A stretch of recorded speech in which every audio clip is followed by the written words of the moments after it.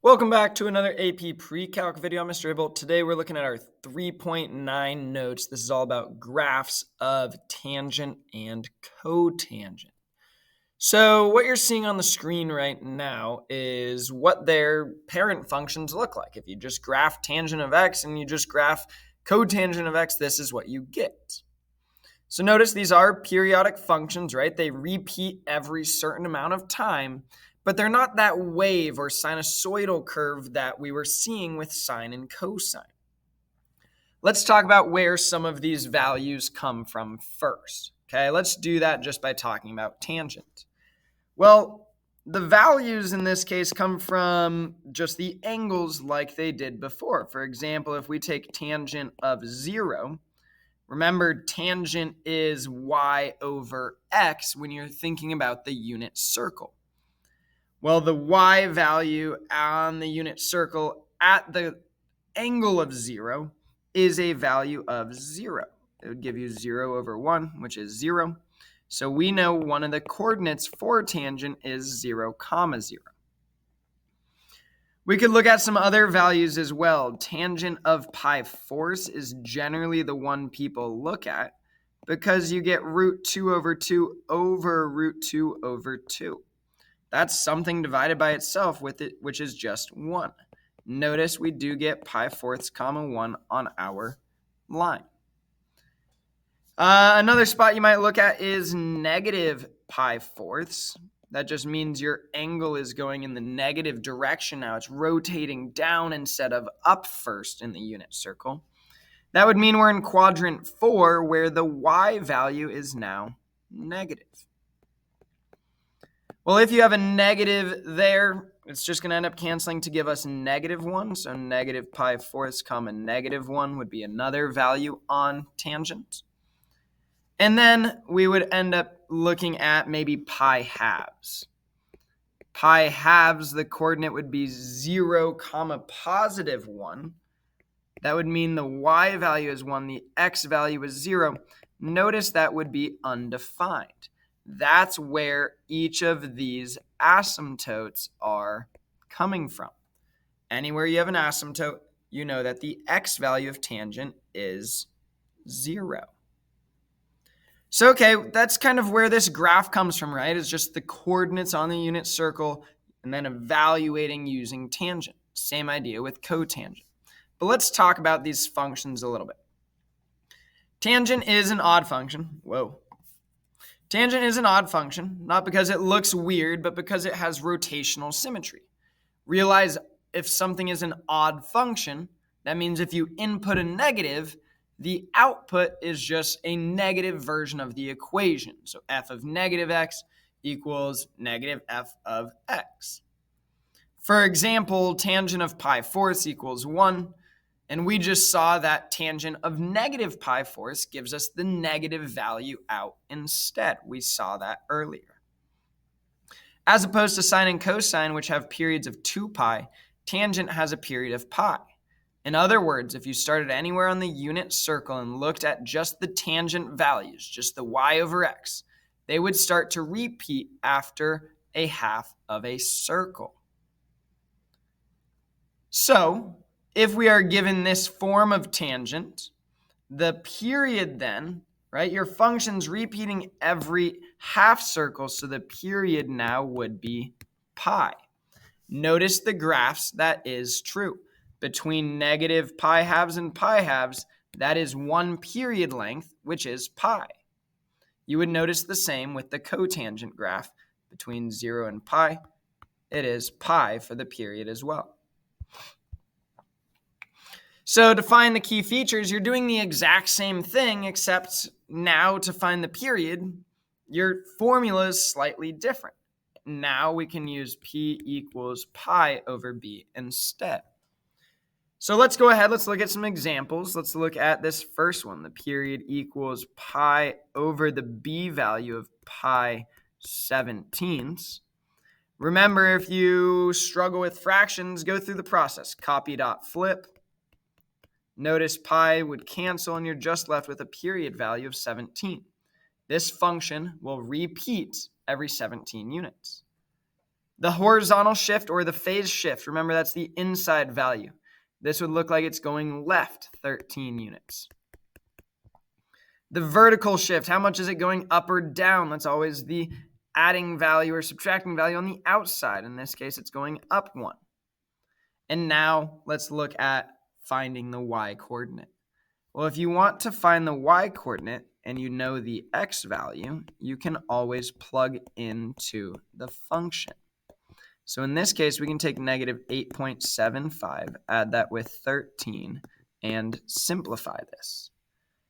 Well, when you go about this, we get tangent of pi 17ths. This inside part here, if you add those together, you get 4.25, added with 1 there.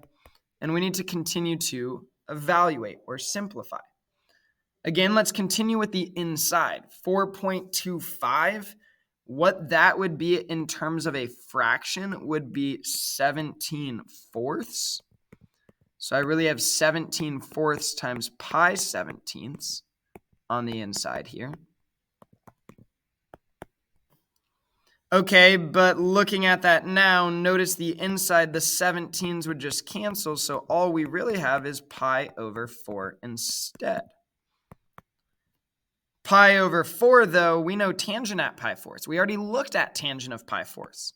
That is just a value of 1. So in this case, the y value we end up getting is a value of 20. Let's go ahead, let's look at another example now, this time with cotangent. Remember, whenever we look at our functions and we're talking about transformations like shifts, we always need to make sure it's in our factored form on the inside. So I can divide 9 out in this case. If you divide 9 out of 126, you get a value of 14. Now we can identify each of these components. The period then would be pi divided by the b value of 9, which is just pi ninths. There is no simplification. Horizontal shift, well, in this case, the 14 is what we're looking at now. That looks like right 14. The vertical shift, it looks like it's going down by 1 in this case. And now, again, we need to plug in to find the y value. So y equals 8 times cotangent. Notice we have a cotangent function in this case, sorry. Plugging in the x value that we were given. From there, we know it's minus 14 in our function, minus 1. So, okay, evaluating this, again, simplify the inside. Those cancel right away. So all I have is 9 times negative pi 36, cotangent of that. But okay, 9 divided by 36, 9 goes into 36 4 times. So that would be negative pi over 4. Okay, negative pi fourths, we knew that tangent was negative 1. But cotangent is just the reciprocal of that. So negative 1 over 1, if I flip that, that's just 1 over negative 1. That gives me the exact same value of negative 1 out. So in this case, we end up finding a value of negative 9 for the y value. We just found a coordinate on our function. Some other things you might do with these functions is looking at this next part. It says because tangent straddles the y-axis, half the period is to the left and half the period is to the right of the y-axis. You can easily find a vertical asymptote by dividing the period by 2. Luckily, cotangent is easier because there's an asymptote at the end of the first period. Let's look at these two examples right now. First thing we can do is find the period. The period, okay, that's just pi over 9, pi over 9 in this case. Well, remember with these functions, they had a bunch of vertical asymptotes going through them. Because there's a bunch of asymptotes, we want to create some sort of equation to model all of them. Well, what we know is the vertical asymptotes for tangent occur halfway between its period. So what we're going to do is take the period, pi ninths. We're going to divide that by 2, which gives us pi over 18. That is one singular vertical asymptote for this function. But because they repeat at the end of every single period, we can create an equation that models all of them. So what we could say now is x is equal to pi ninths. We can, pi 18ths is what we said it was. So that's where our asymptote is originally. But the period is making it so there is another asymptote every pi ninths.